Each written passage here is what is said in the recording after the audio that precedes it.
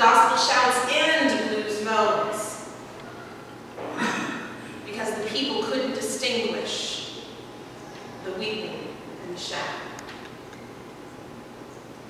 Sometimes we wear our pain in very public ways. It creates community for us and lessens the burden when we share the load. This happened this week in the world of social media as people responded on Tuesday to the National Day for Depression screening right in the middle of Mental Health Awareness Month. And again on Thursday, National Coming Out Day, as our out LGBT brothers and sisters told the stories, the good, the bad, and the ugly, of revealing their true identities for the first time. Courage and pain, triumphs and travail, gospel shouts and blues moans. Those were the public ones. There were private ones too. There have been very recently here in the life of this congregation the deaths of loved ones we actually loved. And sometimes even the death of someone we didn't particularly love, but upon whom we depended for a great deal. Unemployment and underemployment and uncertain employment. Hopes rerouted and dreams deferred. Betrayals and separations and illnesses and stresses. Addictions and anxieties and arguments. I stand upon the holy ground, the temple foundation of your lives, and listen while the blues moans escape your lips. Some may not be able to hear you over their own shouting, but I do. And I know that your pain is real. I also know that to deny your pain destabilizes our foundation, and the temple of God must be built on solid rock. But what then? Two stories to sing the refrain of our Blue Note Gospel. Story number one begins like this. On Thursday, Jeff and I just attended the first Disciples Ministers meeting of the year. And the topic was taught by a very nice man offering what I'm sure he thought were helpful things to say about how a congregation should deal with crisis within the church. I can't speak for Jeff, but for me, this whole thing felt ridiculously basic and elementary. And this is not because I have had several classes in seminary teaching me this stuff, or because I've read loads of books on the topic. No, my education on the issue of crisis within the church came from within the fire, within the furnace. And I live to tell the tale. As a 6-year-old congregation, odds are we wouldn't have a story like this to tell, but we do. Now, some of you will know exactly what I'm talking about, and some of you won't have a clue.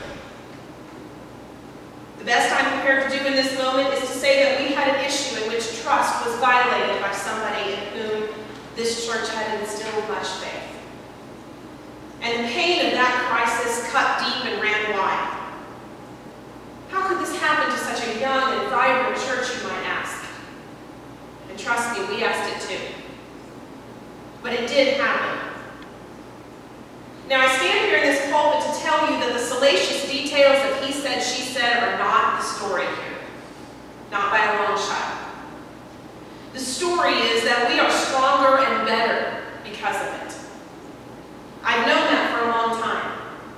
I can see it when we gather and when we worship and when we plan for the future. I can see it in the work that we do to serve God's people in the world and in the care we take of one another right here at home. I've known it. But until the guy said it on Thursday, and for that insight alone, the whole trip out to Tall Oaks that day was worth it. I did not realize that I had never acknowledged this publicly and prophetically from this pulpit.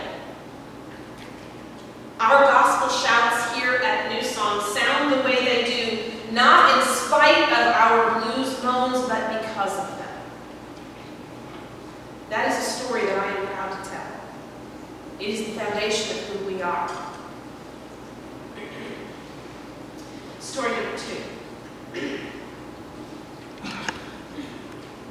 Did you know that Christianity as we know it is dying? I see some heads nodding. I can't seem to escape that fact. It has dogged me all week, so I might as well accept it. I heard it in St. Louis from the great Phyllis Tickle. I read it in a book by Diana Butler Bass called Christianity After Religion.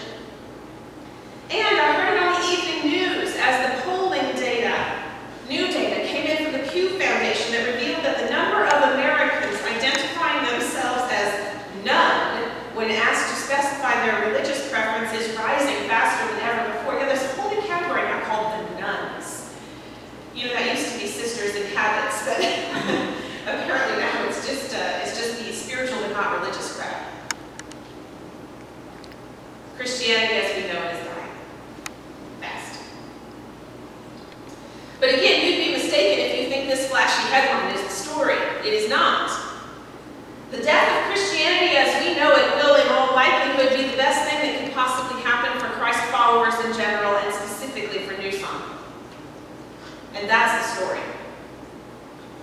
Yes, there has been pain and there will continue to be more pain in the transition.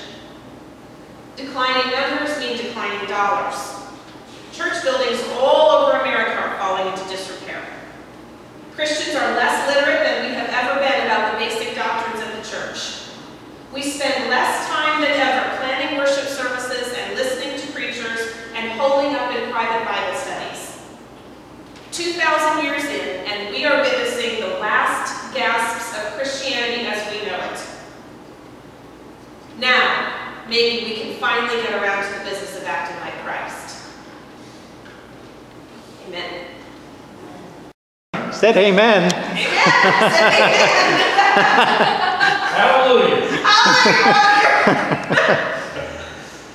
Dr. Moss told stories relevant to the room in which he preached and authentic to the community of his ministry. Our stories are different in cadence and harmony and tone, but they are all the music of our souls. Because the people could not distinguish between the gospel shouts and the blues moans. We cannot thrive on cotton candy Christianity. We do not want it, we do not need it.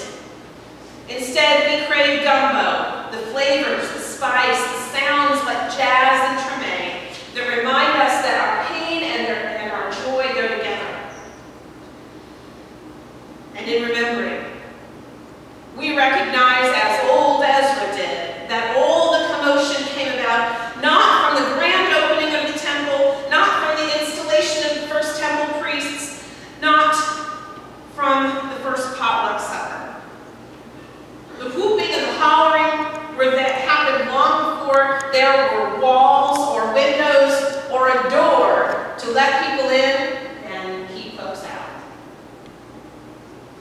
Old Ezra tells us the trumpets blasted, the old folks cried, and the young'uns shouted because the foundation had been laid. Most of the hard work was still ahead of them, and they knew it. But in this moment of celebration, all that mattered was that they were building, and with God's blessing, they would persevere. God's faithfulness had brought them to this point, and God's faithfulness would lead them forward. Through hardship and prosperity, through shouting and moaning, God had been by their side. The work of being the people of God in that place was underway, and the work of being the people of God in this place is underway. And the sounds of their voices reverberated for miles, old Ezra tells us. May it be